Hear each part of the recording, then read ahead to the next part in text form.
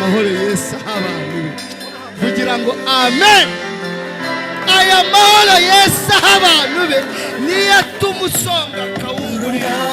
wanje nubwo nkora bibi uranyemera nari munsiga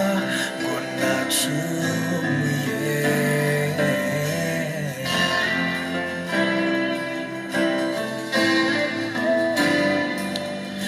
imbere yawe niho mbonera amahoro yo mu mutima kuko nezezwe n'agakiza kawe nanareka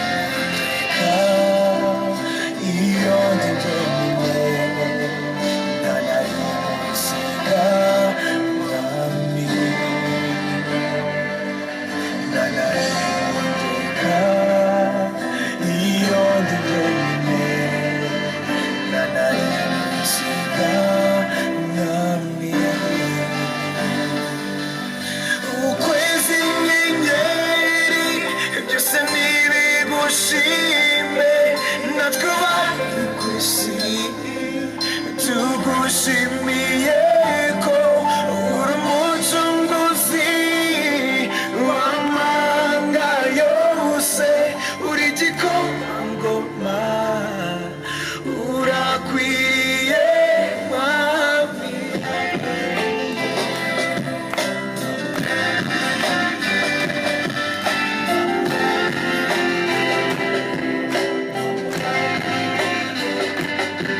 ubwo ngufite mwami ntacyo nzatinya iyo ndushe mwami uwo unduhura managura amarira